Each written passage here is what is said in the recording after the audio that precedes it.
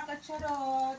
Ngayon, magluluto ako ng sari-saring gulay na igigisa ko sa bacon.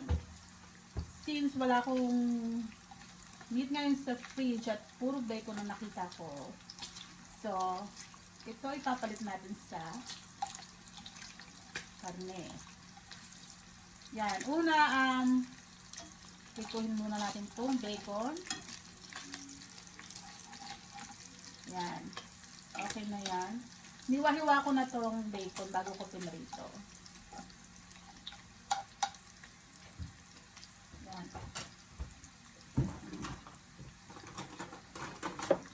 Habang piniprito natin yung bacon, pwede na natin ilagay ang ating bawang. So, ang gagamitin kong bawang ay yung nasa jar na. Lagyan natin ang bawang.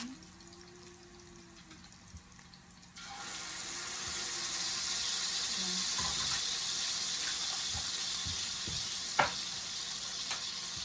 After natin ilagay ang bawang,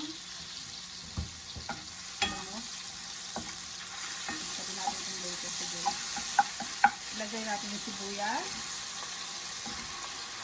Yan. Para sabay, habang pinuprito natin yung bacon na napaluto na, igisa na natin ang bawang at sibuyas.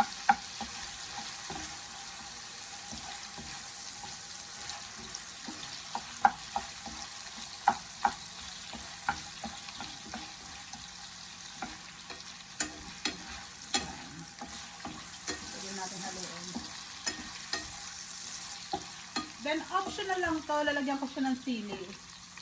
Kasi marami akong sili sa ref. So, lagay ko na.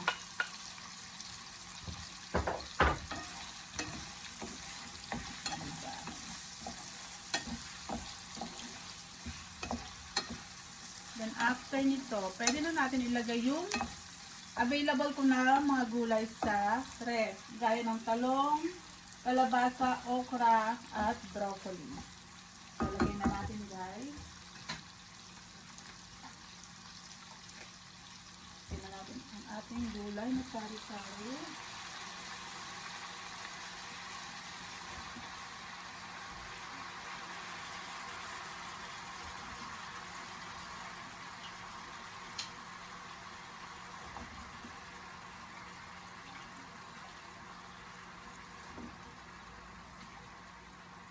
Ang daming gulay.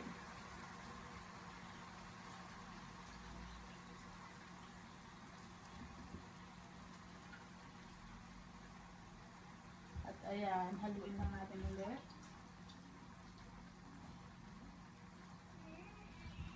Haluin natin ulit.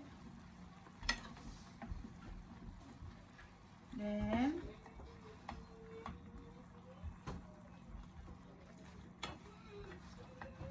after nito, pwede na natin siya lagyan ng tubig.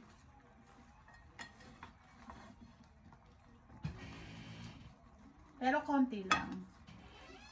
Kasi magtutubig din naman tong gulay. Ang dami ko palang nilagyan na gulay. So, lagyan natin siya ng tubig.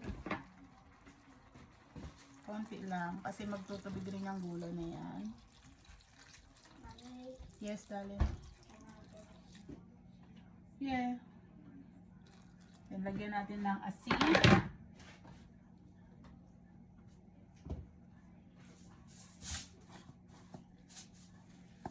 Sa panlasa niya kung gaano gusto nyong alat. At lagyan natin ng paminta.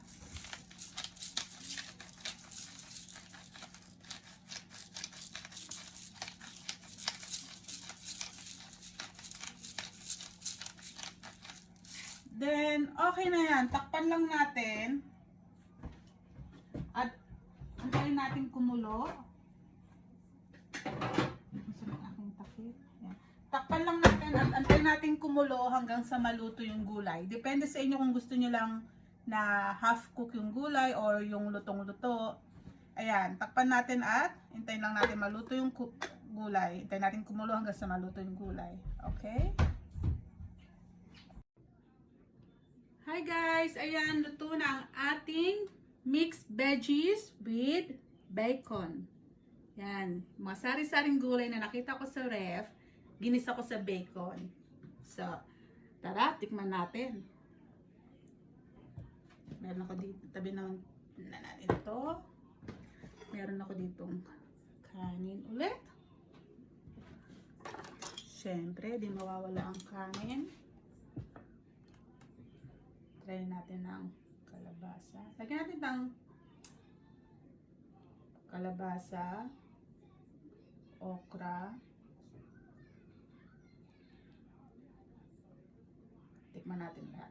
Broccoli. Yan yung mga gulay na nakita ko sa ref na kailangan ng lutuin. Talong.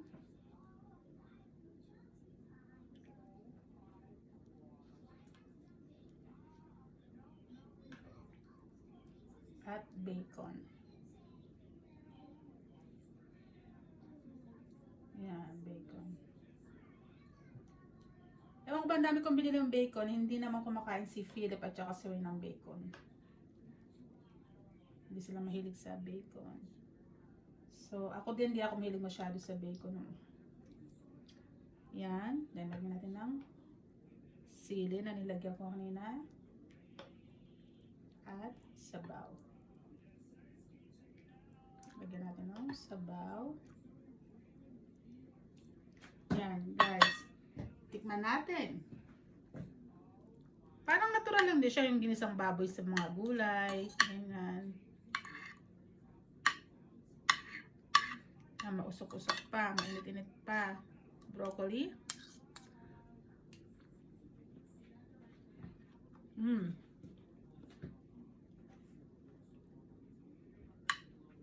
Wala rin siyang pinagkaiba sa ginisang gulay sa baboy. Malinamnam pa nga ito kasi may lasa na yung bacon. So, kain tayo guys.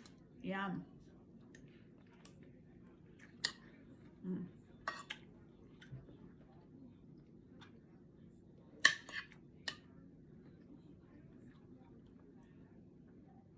Mainit-init pa yung sabaw. Init pa na.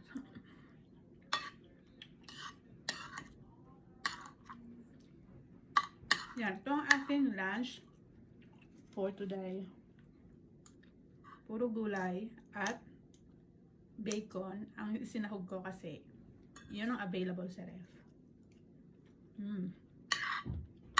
Yan. Tapos nilagyan ko rin siya ng sili. Sili optional guys kung gusto nyo. Medyo manghang-anghang. Thank you for watching everyone.